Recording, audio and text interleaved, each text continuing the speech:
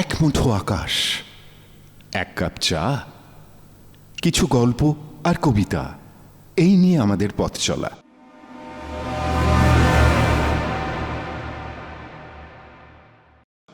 কথায় ও কবিতায় এই অনুষ্ঠানে সবাইকে স্বাগত। অনুষ্ঠান শুনে ভালো লাগলে অবশ্যই সাবস্ক্রাইব, লাইক, কমেন্টস এবং শেয়ার করবেন।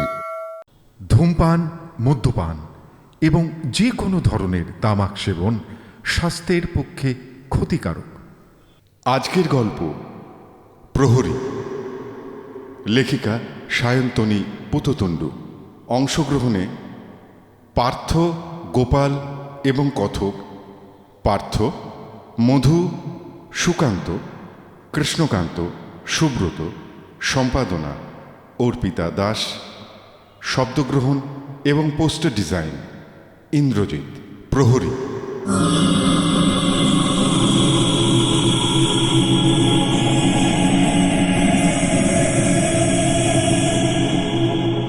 বাইরে থেকে প্রাসাদটাকে দেখা মাত্রই একটা গা শিরশিরে অনুভূতি ও বিষণ্ণতা গ্রাস করল পার্থকে।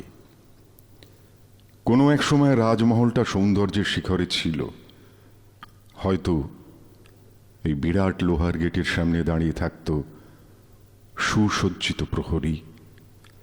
মাঝখানের বাঁধানো রাস্তার দুপাশে রঙিন লাস্যে, বর্ণাঢ্য সৌন্দর্যে উপচে পড়ত ফুলের বাগান। কিন্তু আজ আর কিছু নেই। এখন পড়ে আছে শুধু অন্ধকার আর প্রাচীন পাথরের গায়ে চেড়ে ধরে থাকা ভাঙনের ইতিহাস। এখানকার শেষ রাজা বলভদ্র রায় অসম্ভব অত্যাচারী ছিলেন। দুর্দণ্ড প্রতাপে মানুষটির কুকীর্তির অন্ত ছিল না। নারী হরণ থেকে শুরু করে প্রজার ওপর অত্যাচার, শোষণ, খুন, জখম, এমন কিছুই বাকি নেই যা তিনি করেননি। তবে ভীষণ শৌখিনও ছিলেন। তার শখের মধ্যে প্রধান ছিল নারী ও পশু শিকার। বলতে বলতেই মধু জং ধরা লোহার গেটটা সশব্দে খুলে ফেলল।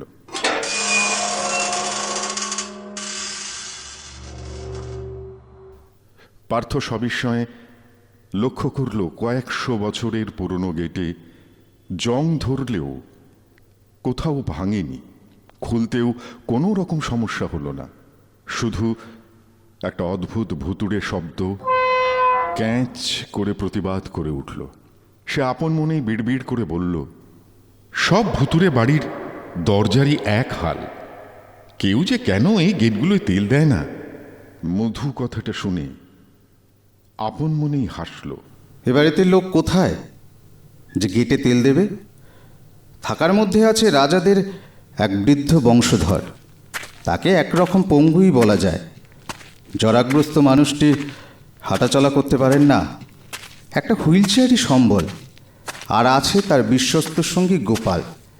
সে সবসময় তার রাজাকে সামলাতেই ব্যস্ত। মেজাজি রাজাকে তেল দিতে দিতেই তার বোধহয় তেলের ভাণ্ডার শেষ হয়ে যায়।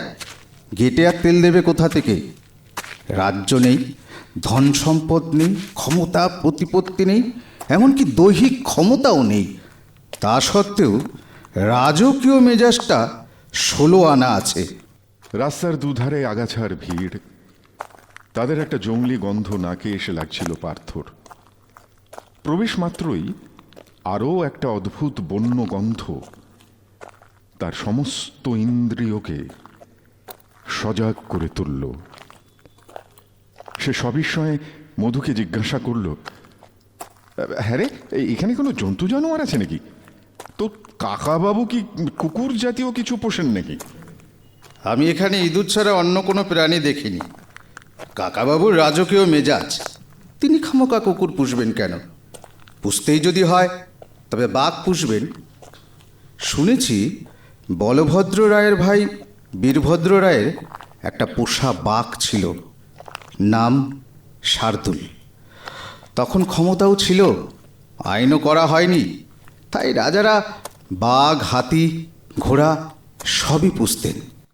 তাই বলে বাঘ? বাঘ কেউ পোষে? তার উপর এইমাত্র বললি বলভদ্র রায় শিকারী ছিলেন, তার ঘরে কিনা জ্যান্ত বাঘ ঘুরে বেড়াচ্ছিল। বীরভদ্র রায় বলভদ্রের ভাই হলেও স্বভাবে সম্পূর্ণ বিপরীত। তিনি আবার পশুপ্রেমী ছিলেন। জঙ্গলের মধ্যে একবার আহত একটা বাঘের ছানাকে দেখতে পেয়ে তুলে নিয়ে এসেছিলেন। ছোট্ট শিশু বাঘটার তখনও চোখ ঠিকমতো ফোটেনি। সম্ভবত তার মাকে স্বয়ং বলভদ্রই স্বীকার করে থাকবেন। অসহায় শিশুটার উপরও ওর লোভ ছিল, কিন্তু বীরভদ্র ভাইকে কাঁচকলা দেখিয়ে ছানা বাঘটাকে সামলে রাখলেন, তার সেবা শুশ্রূষা করলেন। সেই ছোট বাঘ বড় হয়ে প্রায় 260 কেজির রয়্যাল বেঙ্গল টাইগার শার্দুল হলো। বীরভদ্রের খুব আদরের পোষ্য ছিল। ওরা কথা বলতে বলতেই মহলের দিকে বেশ খানিকটা এগিয়ে গিয়েছিল। লোহার গেট থেকে মূল মহল একটু দূরত্বে। তার আগে বেশ কিছু ধ্বংসস্তূপ রয়েছে। মধু জানায় ওগুলো প্রাসাদের প্রহরী ও কর্মীদের থাকার জায়গা ছিল। এখন শুধু কিছু ভাঙা পাথরের অবশিষ্টাংশ ছাড়া কিছুই নেই। এই গোটা ধ্বংসস্তূপটাই মধুদের সম্পত্তি। বর্তমানে যিনি এখানে বাস করেন তিনি বলভদ্র রায়ের বংশধর। মধু তাকে কাকাবাবু বলে ডাকে। কাকাবাবু অবিবাহিত, তার কোনো ওয়ারিশ নেই। তার অবর্তমানে এই গোটা মহল ও সংলগ্ন জমি বীরভদ্র রায়ের উত্তর পুরুষ হওয়ার দৌলতে মধুই পাবে। সেই মর্মেই পাকাপাকি উইল করার জন্য ওকে ডেকে পাঠিয়েছেন ভদ্রলোক। কিন্তু মহলটার অভিশপ্ত হওয়ার কথা কি বলছিলি জানো?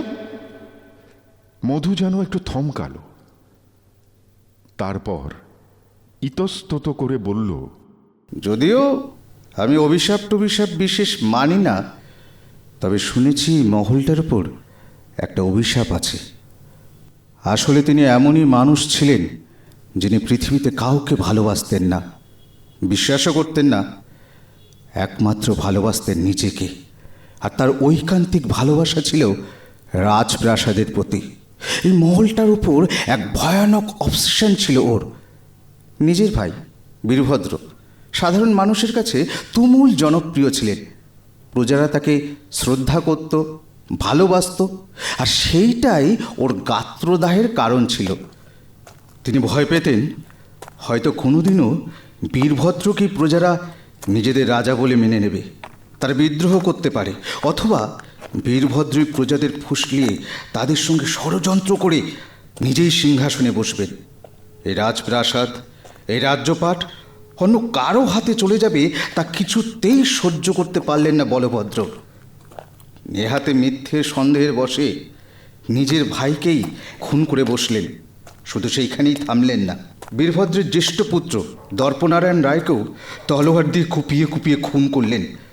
বীরভদ্রের স্ত্রী সুমতি ও কনিষ্ঠ পুত্র কন্দর্প নারায়ণেরও হয়তো একই অবস্থা হতো, কিন্তু বাদ সাধল বীরভদ্রের পোষা বাঘ শার্দুল। সে চোখের সামনে নিজের প্রভুকে মরতে দেখেছিল।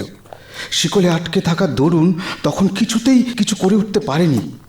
তবে একটা শক্তিশালী বাঘের রাগ আর তেজের সামনে লোহার শিকল কতক্ষণ টেকে। সে কিছুক্ষণের মধ্যেই শিকল ছিঁড়ে গর্জন করে লাফিয়ে পড়ল বলভদ্রের উপর। সেই সুযোগে জীবিত সন্তানকে নিয়ে কোনো মতে রাজমহল ছেড়ে পালিয়ে গিয়ে প্রাণে বাঁচলেন সুমতি। সন্তান হারানোর শোকে, রাগে, অক্ষম প্রতিশোধ স্পৃহায় তিনি বলভদ্রকে অভিশাপ দিলেন যে রাজ্যপাট, যে সিংহাসন, যে রাজমহলের ওপর বলভদ্রের এত লোভ, এত আকর্ষণ, সে আকর্ষণ কোনোদিনও তাকে মুক্তি দেবে না। মৃত্যুর পরও তার অতৃপ্ত আত্মা এই রাজমহলেই বন্দী থাকবে। চোখের সামনে স্বাদের রাজত্ব ও রাজমহলের সর্বনাশ দেখবেন, কিন্তু কোনো মতেই তার উদ্ধার হবে না। পার্থ প্রায় দম বন্ধ করে গল্প শুনছিল। এবার উত্তেজিত স্বরে বলল, আচ্ছা আচ্ছা, ইয়ে শার্দুলের কি হলো রে? শার্দুল বলভদ্র কি তাকে মেরে ফেলেছিলেন নাকি? এর পরের ঘটনা অবশ্য জানা যায় না, শুধু এইটুকু বলতে পারি পরদিন শার্দুল ও বলভদ্র কাউকেই দেখা যায়নি। স্থানীয় প্রজারা সে রাতে মহলের ভিতর থেকে ভেসে আসা বাঘের হাড় হিম করে দেওয়া ভয়ঙ্কর একটা গর্জন শুনেছিল। শোনা গিয়েছিল সম্মিলিত কণ্ঠের ভয়ার্ত চিৎকার। কিন্তু সে রাতের পর থেকে শার্দুল ও বলভদ্র যেন দুজনেই হাওয়ায় মিলিয়ে গেল, আর কোনোদিনও তাদের দেখা মেলেনি। যা বাবা! পার্থ একটু হতাশ হয়ে বলল, গল্পের আসল পার্টটাই তো মিসিং। ওরা ততক্ষণে মহলের একেবারে সামনে এসে পড়েছে। সন্ধ্যের আলোয় কেমন যেন রহস্যময় মনে হচ্ছে প্রাসাদটাকে। সেদিকেই তাকিয়ে মধু বলল, গল্পের শেষ হলো কই, সবে তো শুরু। রাজা কৃষ্ণকান্ত রায়কে দেখলে মনের মধ্যে বেশ সম্ভ্রম জাগে। মাথায় দুধ সাদা চুল, গায়ের রং এ বয়সেও প্রায় তপ্ত কাঞ্চন বর্ণই বলা চলে। হুইল চেয়ারে বসে থাকলেও বোঝা যায় যে যথেষ্টই বলশালী গড়ন তার। দীর্ঘদেহীও বটে, চোখ দুটো ঈষৎ কটা। তার চোখে চোখ রাখতেই কেমন একটা শিহরণ টের পেল পার্থ।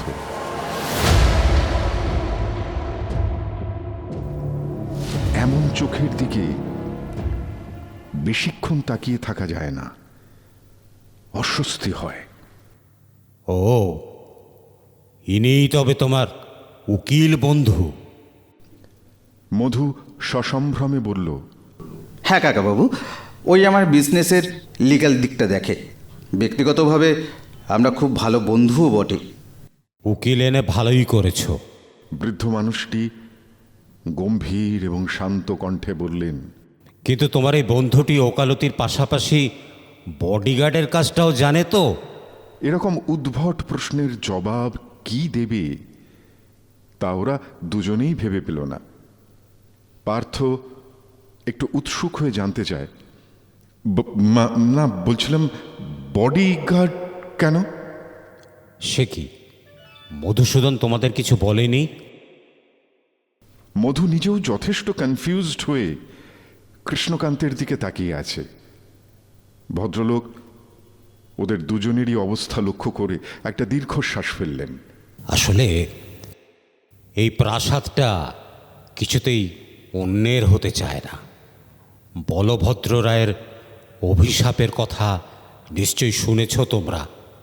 আপনি অভিশাপের কথা বিশ্বাস করেন কাকাবাবু? বিশ্বাস অবিশ্বাসের প্রশ্ন নয়, কিন্তু যতবার এ মহল হস্তান্তরিত করার সুযোগ এসেছে ততবারই কিছু না কিছু দুর্ঘটনা ঘটেছে। দেখতেই পাচ্ছ আমি একা মানুষ, এত ক্ষমতা বা অর্থও নেই যে এই পোড়ো বাড়িকে আমি সংস্কার করব। তাই বিক্রি করে দিতে চেয়েছিলাম। 2-3 জন বিল্ডার উৎসাহ দেখালো, তারা বাড়িতে এসে বেশ কিছুদিন থাকলো, কিন্তু কৃষ্ণকান্তের চোখে কেমন যেন একটা ভয়ের ছায়া পড়ল। তিনি কিছু বলতে গিয়েও যেন বলতে পারলেন না, বরং নিজেকে সামলে নিয়ে রাজকীয় গাম্ভীর্যে বললেন, সেসব কথা পরে হবে। তোমরা অনেকটা জার্নি করে এসেছো, নিশ্চয়ই খিদেও পেয়েছে। গোপাল! গোপাল এতক্ষণ প্রভুর পিছনে পাথরের মূর্তির মতো দাঁড়িয়েছিল। যদি এই মুহূর্তে সে নড়ে না উঠত তবে তাকে হয়তো কোষ্ঠী পাথরের ভাস্কর্য বলে চালিয়েই দেওয়া যেত। বাঁশের মতো লম্বা, অন্ধকারের মতো কালো লোকটার ঝকঝকে সাদা চোখ দুটো আচমকা দেখলে পাথরের বলে মনে হয়। কৃষ্ণকান্তের ডাকের উত্তরে সে নম্রভাবে মাথা নত করে আগে বাবু বলেই সে ওদের দিকে ফিরল। আসুন কুমার। পাথরের প্রাসাদ এখনো অতীতের গৌরব কিছুটা হলেও ধরে রেখেছে। ওরা গোপালের পিছনে পিছনে যত মহলের ভেতরের দিকে যাচ্ছে ততই বিস্মিত হচ্ছে। বিরাট বিরাট যথেষ্ট সুসজ্জিত কত ঘর। ওরা ছোট ছোট ফ্ল্যাটে থেকে অভ্যস্ত। প্রাসাদের বিশালত্ব সম্পর্কে কোনো ধারণাই ছিল না ওদের। প্রায় দোতলা সমান উচ্চতার পাথুরে ছাদ এখনো কারুকার্য খচিত। ঘরের দেওয়ালে বড় বড় অয়েল পেন্টিং, সম্ভবত সবই বিগত দিনের রাজাদের ছবি। তার মধ্যে একটার দিকে আঙুল তুলে চাপা গলায় বলল মধু, ওই দেখো, উনি বলভদ্র রায়। বলভদ্র রায়ের ছবিটার দিকে তাকাতেই চমকে উঠল পার্থ। বলভদ্রর চেহারার সঙ্গে কৃষ্ণকান্তের চেহারার অদ্ভুত মিল। অত্যন্ত সুদর্শন, শুধু রাজার উদ্ধত ভঙ্গিটাই নেই। আর বয়সটা বেড়ে গিয়েছে, নয়তো হুবহু সেই একই মুখ, একই চোখ। সে মধুকে সে কথা বলতেই যাচ্ছিল, তার আগেই মধু আরেকটি ছবির দিকে ইঙ্গিত করেছে। আর উনি বীরভদ্র। চমকের পর চমক। বীরভদ্র যে অবিকল মধুসূদন, দাদার মতো শানিত চেহারা না হলেও নম্র চেহারার মানুষটিকে দেখলেই বেশ ভালো লাগে।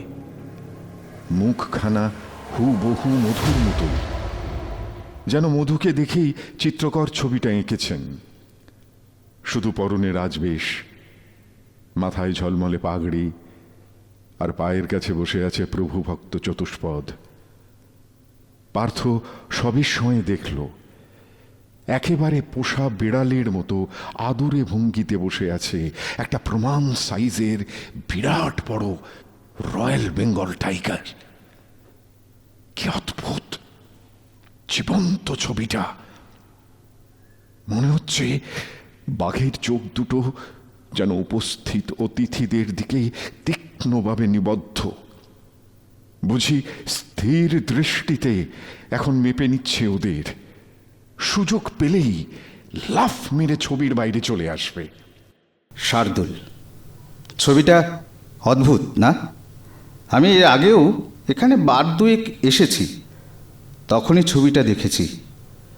শার্দুলের চোখ দুটো এমনভাবে আঁকা যে ঘরের যে কোনো প্রান্ত থেকে দেখলেই মনে হবে বাঘটা যেন ওই দিকেই চেয়ে আছে। শুধু তাই নয়, তোদের দুজনের পূর্বপুরুষের সঙ্গে জানি, আমাদের চেহারার সঙ্গে খুব মিল। বলভদ্রের সঙ্গে কাকাবাবুর, আর বীরভদ্রের সঙ্গে আমার। আচ্ছা মধু, বলছিলাম তুই এর আগে এখানে এসেছিস? হ্যাঁ, ছোটবেলায় মা বাবার সঙ্গে একবার, আর বাবার মৃত্যুর খবর দিতে আর একবার, মাত্র কয়েক ঘন্টার জন্যই। আমাদের এখানে রাত্রিবাস করা বারণ। গোপাল এতক্ষণ চুপচাপ ছিল, এবার আফসোস মাখা গলায় বলে উঠল, সবই শয়তানের খেলা বাবু। বড় রাজা বাবু কখনো এ বাড়িতে এসে দুদণ্ড বেশি বসেননি। তিনিও তো এই বংশেরই ওয়ারিশ। দুই ভাই যদি মিলেমিশে থাকতে পারত, তবে কি ছোট রাজা বাবুকে এমন একা একা থাকতে হয়? বড় রাজাবাবু বলতে গোপাল সম্ভবত মধুর বাবাকে বোঝালো।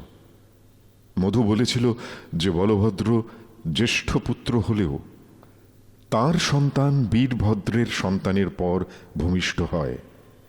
নিয়ম অনুযায়ী প্রত্যেক রাজবংশেরই রাজপাটের উপর জ্যেষ্ঠ পুত্রের অগ্রাধিকার। তাই বলভদ্রের পরে বীরভদ্রের উত্তরসূরিরাই রাজা হতো। সেটাও সহ্য হয়নি ভদ্রলোকের। আচ্ছা গোপাল কাকু, কাকাবাবু বিল্ডারদের ব্যাপারে কি যেন বলছিলেন? কেন এখনো কেউ এই বাড়ি কিনে উঠতে পারেনি? বাবার আপত্তি ছিল বলে তো জানি না, বরং তিনি রীতিমতো লিখিত সম্মতি দিয়ে রেখেছিলেন। গোপাল কথাটা শুনে থমকে গেল। সতর্ক দৃষ্টিতে একবার চতুর্দিকটা দেখে নিল, যেন কাউকে খুঁজছে, যেন কোনো অনভিপ্রেত অস্তিত্ব আড়াল থেকে লুকিয়ে দেখছে ওদের কীর্তিকলাপ। সে একটু এদিক ওদিক খুঁজে চাপা ফিসফিসে স্বরে বলল, কেউ কেউ বেঁচে থাকলে তো কিনবে। মানে? এ মহলের অভিশাপ, অভিশাপ কুমার। বলভদ্রের আত্মা এ বাড়ি তার এখতিয়ারের বাইরে যেতে দিতে চায় না। তার বংশধররা ছাড়া এ বাড়িতে কেউ থাকতে পারবে না। যারা আসবে তারাই মরবে। হ্যাঁ, সবাই মরেছে, একজনও এ বাড়ি থেকে বেঁচে ফেরেনি। ছোট রাজাবাবু কথাটা চেপে গিয়েছেন, কিন্তু আমি আমি আমি আমি নিজের চোখে দেখেছি তাদের মৃতদেহ। কি ভয়ঙ্কর, কি বিভৎস।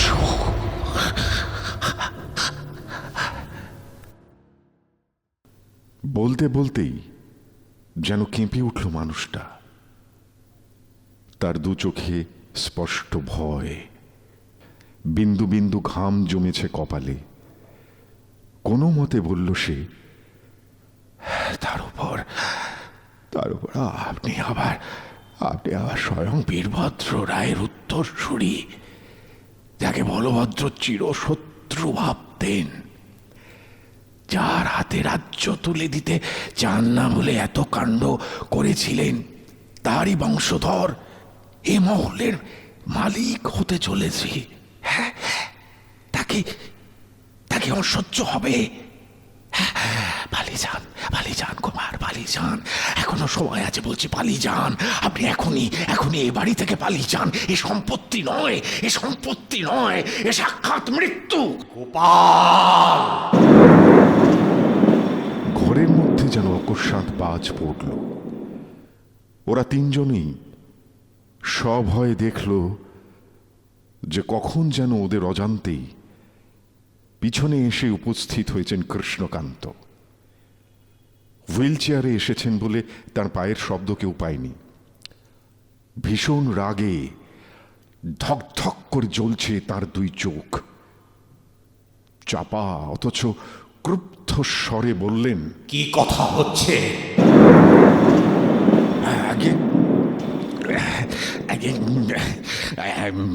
বলছিলাম রাতে ওরা লুচির সঙ্গে মুরগির মাংস খাবেন না পাঁঠার, এই জিজ্ঞেস করছিলাম। পার্থর মনে হলো বোঁটকা বন্য গন্ধটা এক ছটকায় যেন কয়েক গুণ বেড়ে গেল। গন্ধটা কি কৃষ্ণকান্তের গা থেকে আসছে?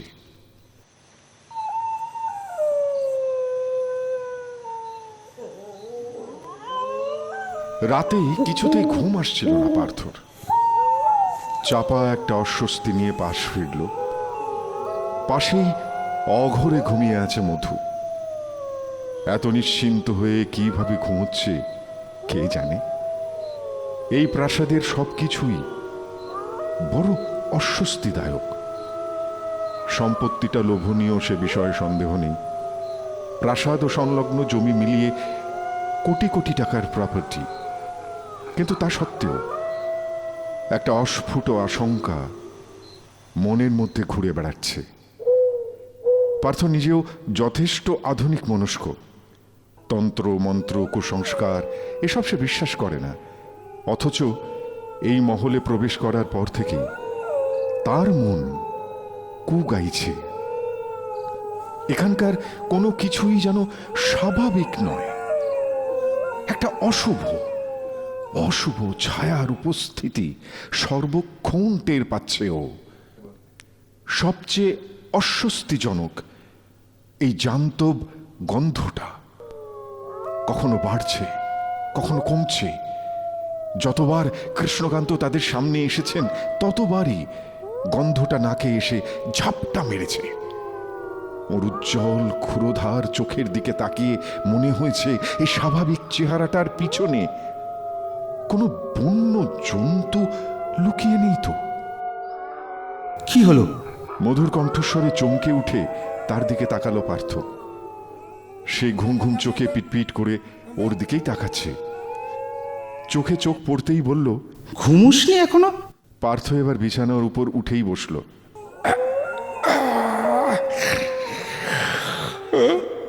না,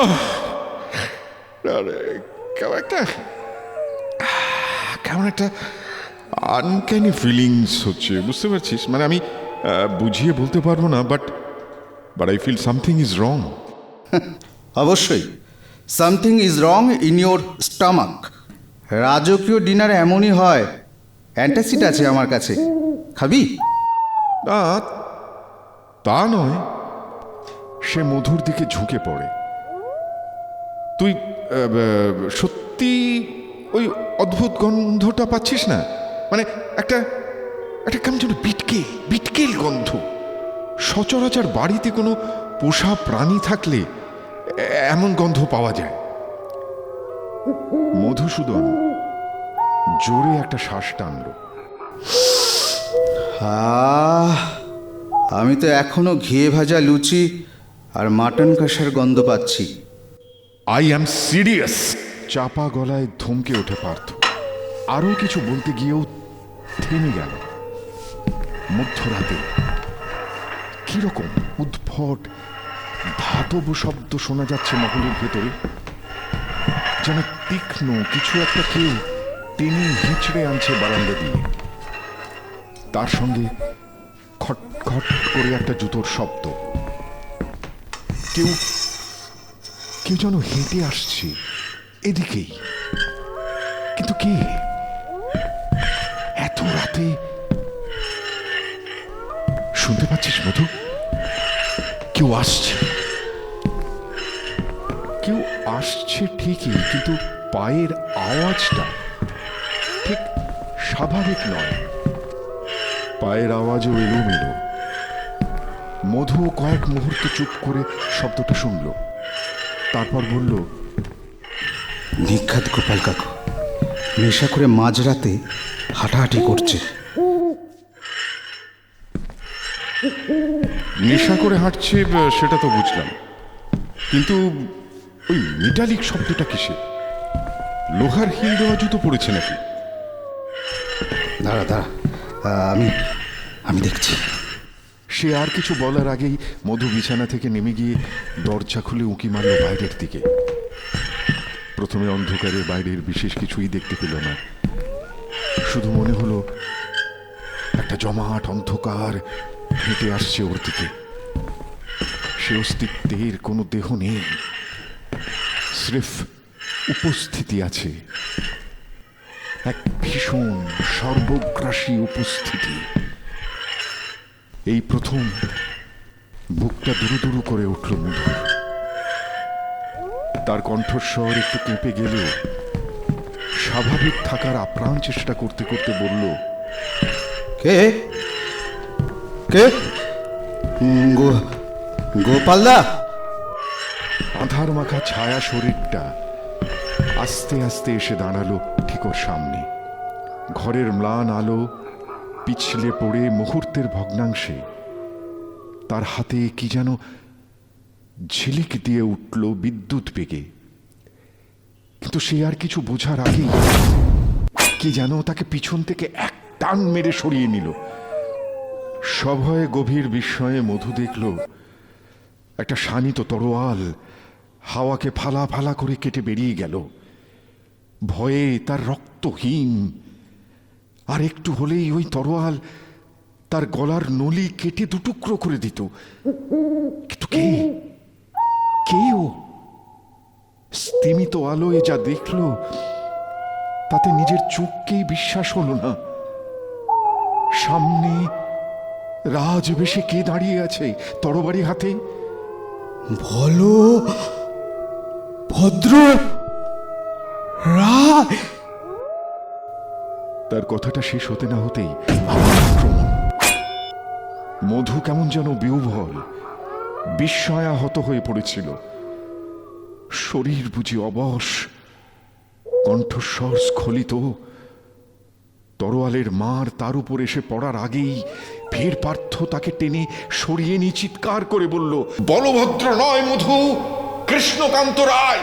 তরোয়ালধারী রাজপুরুষ সজোরে হেসে উঠলেন। ধরে ফেলেছ তবে, এরই নাম উকিলি বুদ্ধি। কাকাবাবু, কাকাবাবু আপনি? হ্যাঁ হ্যাঁ, উনি। কোনো অভিশাপ নয় মধু, কোনো অভিশাপ নয়, কোনো আত্মা নয়। আছেন শুধু এক ও অদ্বিতীয় বলভদ্র রায়ের সুযোগ্য বংশধর কৃষ্ণকান্ত রায়। কে বলে অভিশাপ নেই? আমার রক্তেই আছে অভিশাপ। এই রাজ রক্ত নিজের ভাইকেই ছাড়িনি, আমি তোকে ছাড়বো। আমার মহলে রাজত্ব করবি তুই, কোনো দিনই না, কোনো দিন না। কিন্তু কিন্তু উনি তো হাঁটতে পারেন না, পঙ্গু। পঙ্গু? পঙ্গু তোরা ভাবিস আমায়? আমি বলভদ্র রায়ের উত্তর পুরুষ। সামান্য রোগ আর জরা আমায় চলৎশক্তিহীন করে ফেলবে, এটা তো আমার ছদ্মবেশ। সবাই ভাবে বেচারা অক্ষম, পঙ্গু, অসহায় বুড়ো কি আর করতে পারে, কিন্তু গোপাল জানে আমি কি করতে পারি। যে কটা বিল্ডার আমার মহলের দিকে নজর দিয়েছিল, সব কটাকে আমি নরকে পাঠিয়েছি। এবার তোকেও পাঠাবো। বলতে বলতে তড়িৎ বেগে মধুর গলা লক্ষ্য করে তরোয়াল চালালেন তিনি। এবার মধুই কোনো মতে উদ্যত তরবারিকে এড়াল, তবু ধারালো ইস্পাত ছুঁয়ে গেল তার কাঁধ। কিন্তু কেন? কেন নয়, আমি জানি আমার অবর্তমানে এ মহল তোরাই ভোগ করবি। আমি তা হতে দেব না, কিছুতেই হতে দেব না। এ আমার মহল, এর প্রত্যেকটা ইট আমার পাঁজর। এটা একমাত্র আমার, এটা একমাত্র আমার। আমার বর্তমানে হোক কি অবর্তমানে, আর কেউ একে পাবে না। কারোর সঙ্গে আমার সম্পত্তি আমি ভাগ করব না। তাই আমার মৃত্যুর পরেও এর কোনো ওয়ারিস থাকবে না। বলভদ্র সহ্য করেননি, আমি কি করে সহ্য করব যে আমার পরেও এই মহলকে কেউ ছোঁবে, বিশেষ করে তোরা? আমার পূর্বপুরুষকে জ্যান্ত চিবিয়ে খেয়েছিল তোদের পোষা বাঘ শার্দুল। সে কথা আমি ভুলে যাব? কখনো না। হিসেব তোদের দিতেই হবে, হিসেব তোদের চুকোতেই হবে, হিসাব তোদের দিতেই হবে। পার্থর মনে হলো বোঁটকা গন্ধটা যেন আরো কয়েক ধাপ বাড়ল। কৃষ্ণকান্ত এলোমেলো পায়ে এগিয়ে যাচ্ছেন মধুর দিকে, ওর হাতের তরোয়াল লক্ষ্য স্থির, হাত সামান্য কাঁপছে না। মধুর কাঁধ ইতিমধ্যেই রক্তাক্ত হয়ে উঠেছে। কে জানতো এই আপাত বৃদ্ধ পঙ্গু মানুষটার এত ক্ষমতাও আছে। প্রতিশোধে, লোভে, প্রতিহিংসায় তার মুখের প্রতিটি রেখা নিষ্ঠুর হয়ে উঠেছে। সেই একই দৃশ্যের যেন আবার পুনরাবৃত্তি হচ্ছে।